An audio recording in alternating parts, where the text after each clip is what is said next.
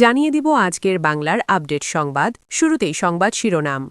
কলকাতায় party office খুলেছে আওয়ামী লীগ, যেভাবে চলছে কার্যক্রম থাকছে প্রতিবেদনে। আওয়ামী লীগ বাংলাদেশের রাজনীতি করতে পারবে না, সালাউদ্দিন থাকছে প্রতিবেদনে। হাতে লাঠিসোঁঠা, চোখে প্রতিহিংসা, ছাত্রদল শিবির রণক্ষেত্রে আহত ২০ থাকছে প্রতিবেদনে। ডেমরা মিরপুরে আওয়ামী লীগের ঝটিকা মিছিল থাকছে প্রতিবেদনে। বিএনপির দুঃশাসন, ১.৫ মাসের শিশু নিয়ে কারাগারে আওয়ামী লীগ নেত্রী থাকছে প্রতিবেদনে। আওয়ামী লীগ নেতাদের সম্পত্তিতে হামলা না চালানোর আহ্বান প্রধান উপদেষ্টার থাকছে প্রতিবেদনে।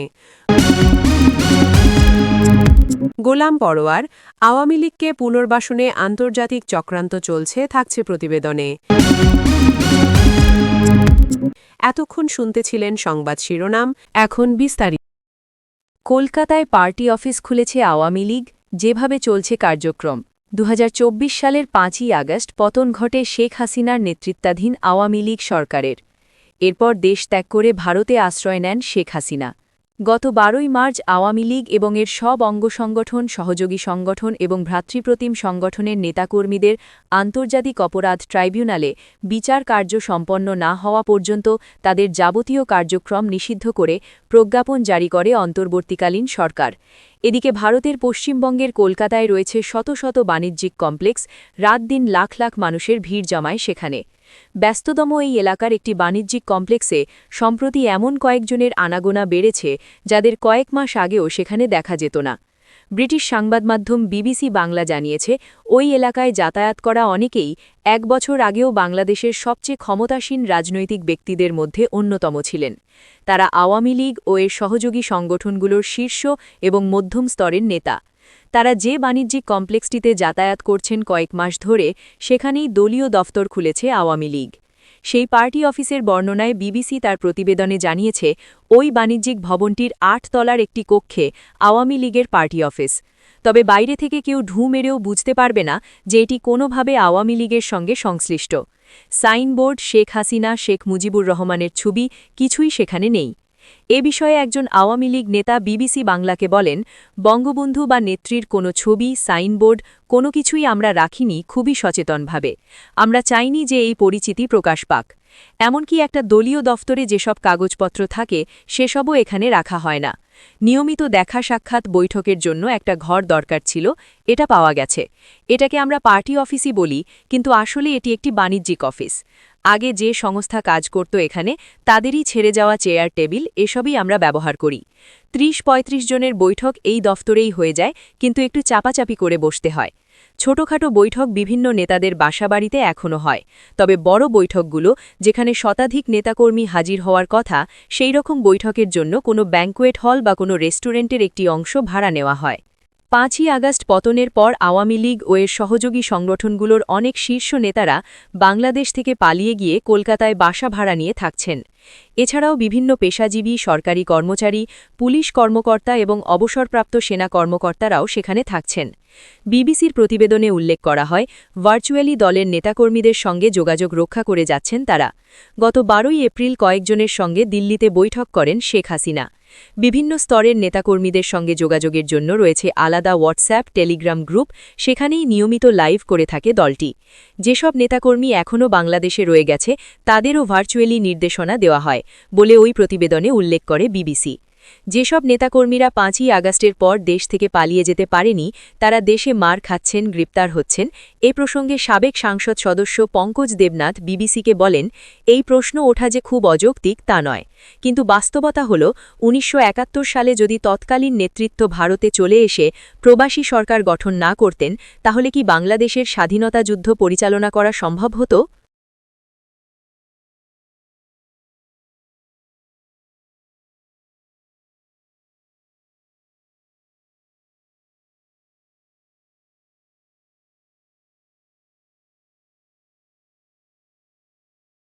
আমি ৭১-এর সঙ্গে তুলনা করছি না বর্তমান সময়ের, কিন্তু এরকম উদাহরণ আমাদের দেশেও রয়েছে, অন্যান্য দেশেও আছে, যে বিদেশ থেকে দল পরিচালনা করে শক্তি সঞ্চয় করে দেশে ফিরে ক্ষমতা দখল করেছেন নেতারা।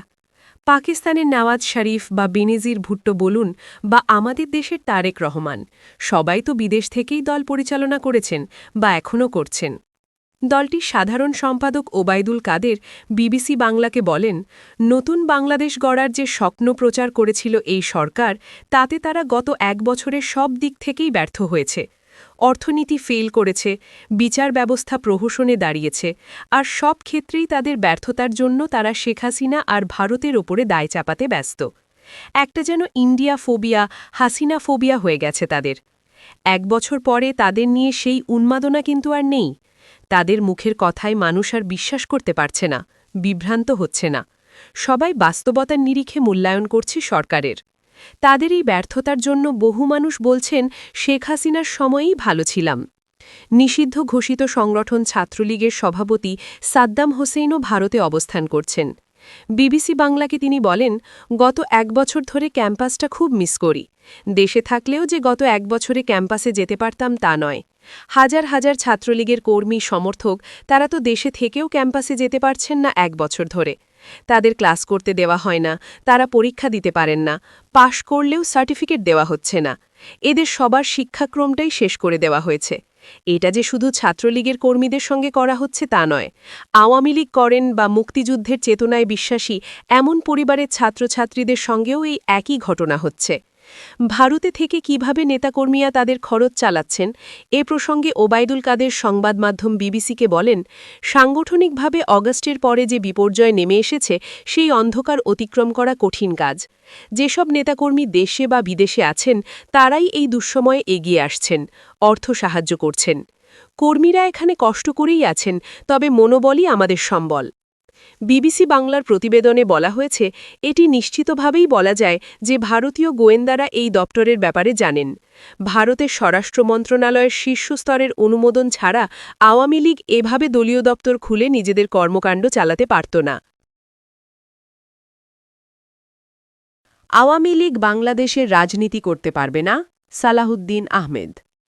আওয়ামী লীগ নামে বাংলাদেশে কেউ রাজনীতি করতে পারবে না মন্তব্য করে বিএনপির স্থায়ী কমিটির সদস্য সালাউদ্দিন আহমেদ বলেছেন, আওয়ামী লীগের গণহত্যা এবং মানবতা বিরোধী অপরাধের জন্য রাজনৈতিক সংগঠন হিসাবে বিচার দাবি করছি। বিচারিক প্রক্রিয়ার মধ্য দিয়ে নির্ধারিত হোক বাংলাদেশে আওয়ামী লীগ রাজনীতি করতে পারবে কিনা, নির্বাচন করতে পারবে কিনা। বুধবার ৫ই ফেব্রুয়ারি দুপুরে জাতীয় প্রেসক্লাবে জাতীয় ঐক্য ও বর্তমান বাস্তবতা শীর্ষক আলোচনা সভায় তিনি এসব কথা বলেন। আঞ্চলিক সম্পাদক পরিষদ এই আলোচনা সভার আয়োজন করে। তিনি বলেন, বাংলাদেশে ছাত্র জনতার গণ অভ্যুত্থানের মধ্য দিয়ে এদেশের মানুষ আওয়ামী লীগকে প্রত্যাখ্যান করেছে। সেই আওয়ামী লীগ একই নামে বাংলাদেশে রাজনীতি করতে পারবে না। সেই আওয়াজ এখন আমরা উঠাচ্ছি।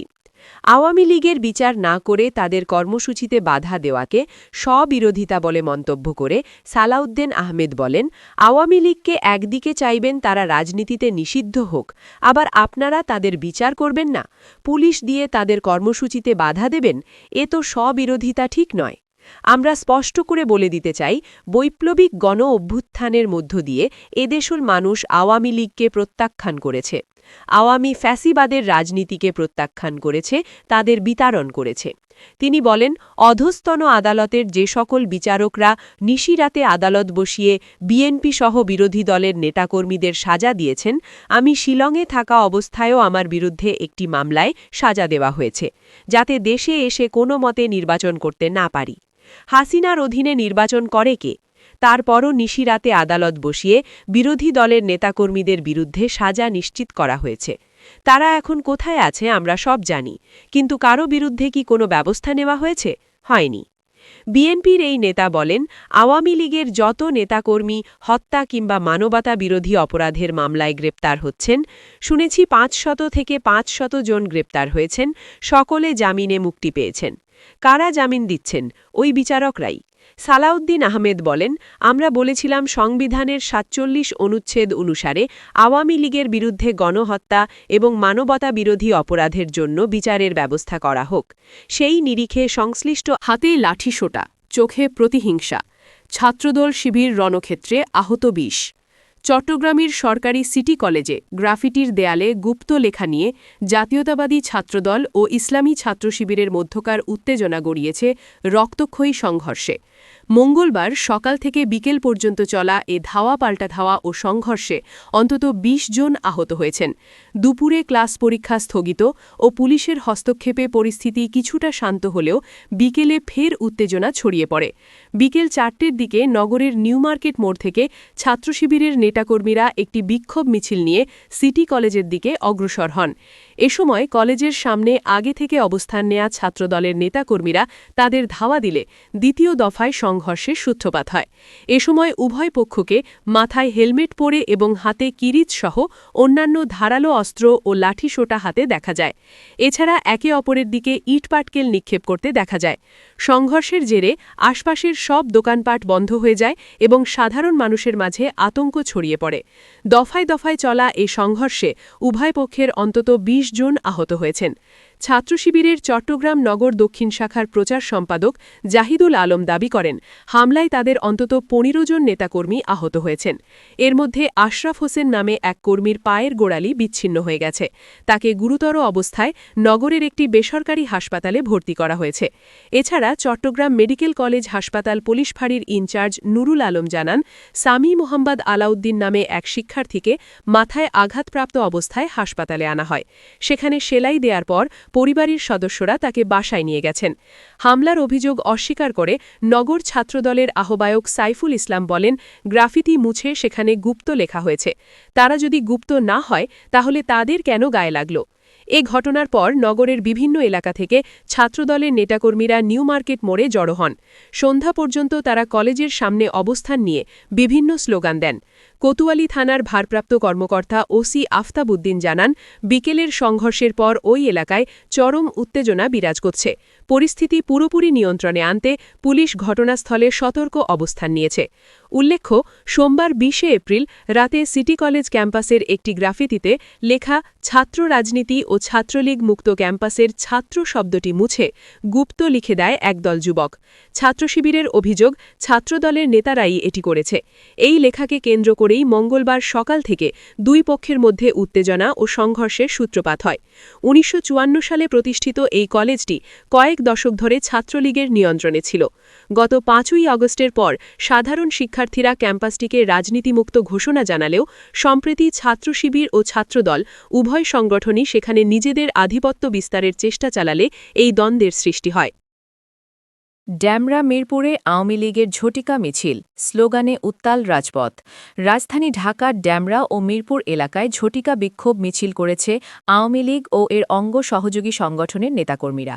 মিথ্যা, বানোয়াট ও ষড়যন্ত্রমূলক মামলার নামে প্রহসনমূলক বিচার বন্ধের দাবিতে আয়োজিত এই কর্মসূচিতে স্লোগানে সরব হয়ে ওঠে রাজপথ। রবিবার সকালে ড্যামরা এলাকায় ঢাকা ৫ আসনের আওতাধীন আওয়ামী লীগ ও অঙ্গ সংগঠনের নেতাকর্মীরা মিছিল বের করেন। এতে নেতৃত্ব দেন মাতুয়াইল ইউনিয়ন আওয়ামী লীগের সাবেক সাধারণ সম্পাদক মোহাম্মদ শান্ত নূর খান শান্ত। মিছিলটি এলাকার বিভিন্ন সড়ক প্রদক্ষিণ করে এবং পরে সংক্ষিপ্ত সমাবেশের মাধ্যমে শেষ হয়। অন্যদিকে একই সময় মিরপুর এলাকায়ও বিক্ষোভ মিছিল করেন দলীয় নেতাকর্মীরা। এই কর্মসূচিতে নেতৃত্ব দেন ঢাকা মহানগর উত্তর যুবলীগের সাংগঠনিক সম্পাদক তাইজুল ইসলাম চৌধুরী বাপ্পি। মিছিলে মহানগর উত্তর আওয়ামী লীগ ও যুবলীগের বিভিন্ন পর্যায়ের নেতারা অংশগ্রহণ করেন। মিছিলে অংশ নেওয়া নেতাকর্মীরা বিভিন্ন স্লোগান দেন, যার মধ্যে ছিল শেখ হাসিনা আসছে, রাজপথ কাঁপছে এবং শেখ হাসিনা ভয় নাই, রাজপথ ছাগি নাই। দলীয় সভাপতি শেখ হাসিনার প্রতি সমর্থন জানিয়ে তারা রাজপথে থাকার ঘোষণা দেন। বক্তারা অভিযোগ করেন, রাজনৈতিক উদ্দেশ্যে মামলা দিয়ে নেতাকর্মীদের হয়রানি করা হচ্ছে এবং এসব মামলা ন্যায় বিচারের বদলে প্রহসনে পরিণত হয়েছে। তারা দ্রুত এসব মামলা প্রত্যাহারের দাবি জানান। রাজনৈতিক বিশ্লেষকদের মতে, রাজধানীর গুরুত্বপূর্ণ এলাকাগুলোতে এ ধরনের ঝটিকা মিছিল দলীয় শক্তি প্রদর্শন ও সমর্থকদের সক্রিয় রাখার একটি কৌশল হতে পারে। একই সঙ্গে এটি চলমান রাজনৈতিক পরিস্থিতি নিয়ে বার্তা দেওয়ারও একটি মাধ্যম। সব মিলিয়ে ড্যামরা ও মিরপুরে আওয়ামী লীগের এই আকস্মিক বিক্ষোভ মিছিল রাজধানীর রাজনৈতিক অঙ্গনে নতুন করে বিএনপির দুঃশাসন ১.৫ মাসের শিশু নিয়ে কারাগারে আওয়ামী লীগ নেত্রী। দেশের বর্তমান রাজনৈতিক পরিস্থিতিতে মানবিকতা ও আইনের শাসন নিয়ে বড় প্রশ্ন দেখা দিয়েছে। জুলাই দাঙ্গার একটি মামলায় ১.৫ মাসের দুধের শিশুকে নিয়ে কারাগারে যেতে হয়েছে যুব মহিলা লীগ কর্মী শিল্পী বেগমকে। মঙ্গলবার দুপুরে যখন শিল্পী বেগমকে এজলাসে তোলা হয়, তখন তার কোলে ছিল মাত্র ১ মাস ১৬ দিন বয়সী কন্যা সন্তান।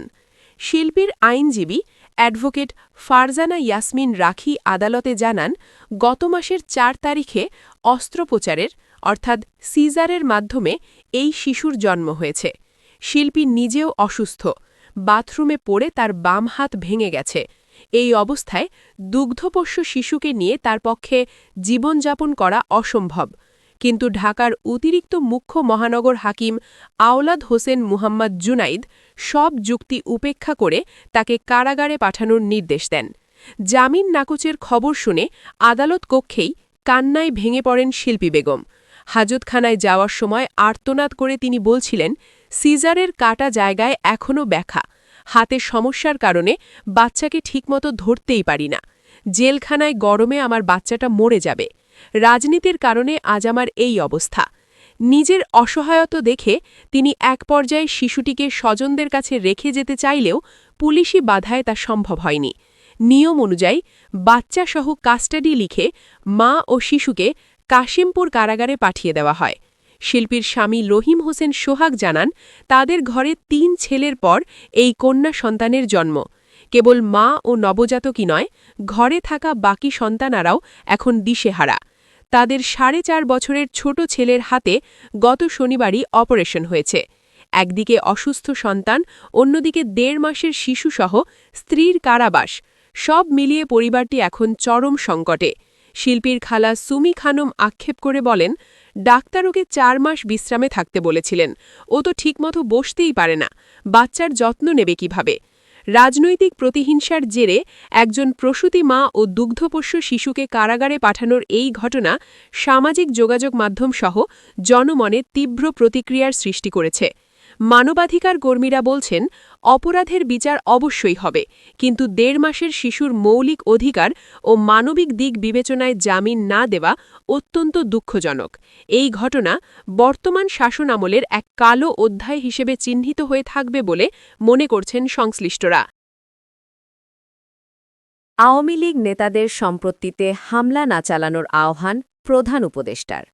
দেশের সাম্প্রতিক রাজনৈতিক উত্তেজনার প্রেক্ষাপটে আওয়ামী লীগ নেতাদের বাড়ি ও সম্পত্তিতে হামলা বা ভাঙচুর না করার আহ্বান জানিয়েছেন প্রধান উপদেষ্টা মোহাম্মদ ইউনূস।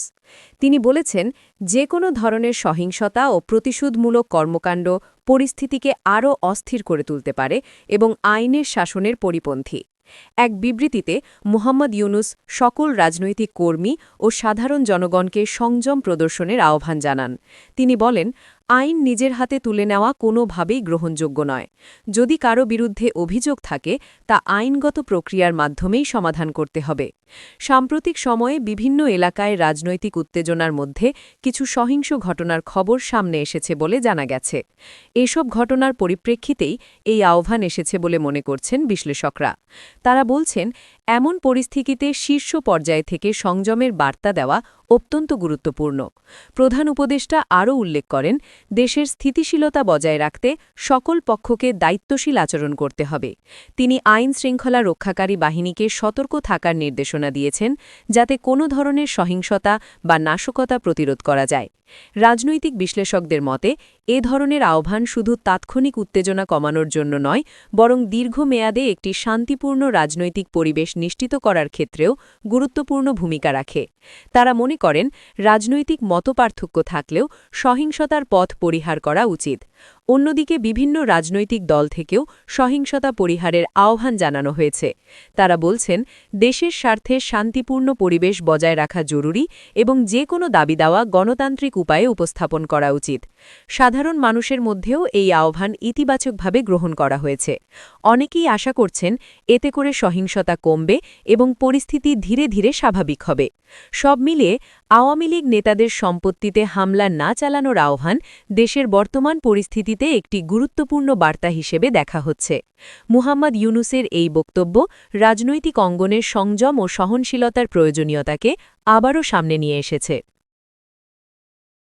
গোলাম পরোয়ার আওয়ামী লীগকে পুনর্বাসনে আন্তর্জাতিক চক্রান্ত চলছে। বাংলাদেশের রাজনৈতিক অঙ্গনে নতুন করে বিতর্কের জন্ম দিয়েছেন গোলাম পরোয়ার। তিনি দাবি করেছেন, আওয়ামী লীগকে পুনর্বাসনের জন্য আন্তর্জাতিক পর্যায়ে চক্রান্ত চলছে এবং সেই লক্ষ্যে বিভিন্ন তত্ত্ব ও কৌশল সামনে আনা হচ্ছে। তার এই বক্তব্যকে কেন্দ্র করে রাজনৈতিক মহলে শুরু হয়েছে তুমুল আলোচনা, পাল্টা প্রতিক্রিয়া ও বিশ্লেষণ। বৃহস্পতিবার রাজধানীর জাতীয় প্রেস ক্লাব মিলনায়তনে আয়োজিত এক আলোচনা সভায় তিনি এসব কথা বলেন। জুলাই ছাত্র জনতার গণ অভ্যুত্থানে সাংবাদিকদের ভূমিকার শীর্ষক এই অনুষ্ঠানের আয়োজন করে Bangladesh federal union of journalists ও ঢাকা ইউনিয়ন অব জার্নালিস্টস। অনুষ্ঠানে উপস্থিত সাংবাদিক, বুদ্ধিজীবী ও বিভিন্ন রাজনৈতিক ব্যক্তিত্বদের সামনে তিনি তার বক্তব্য তুলে ধরেন। গোলাম পরোয়ার বলেন, নির্বাচনে আওয়ামী লীগকে স্পেস দেওয়ার জন্য নতুন নতুন তত্ত্ব আসছে। লীগকে পুনর্বাসিত করার জন্য নানা ফিলসফির মাধ্যমে বাংলাদেশে আন্তর্জাতিক দরজা খুলে দেওয়ার চক্রান্ত চলছে।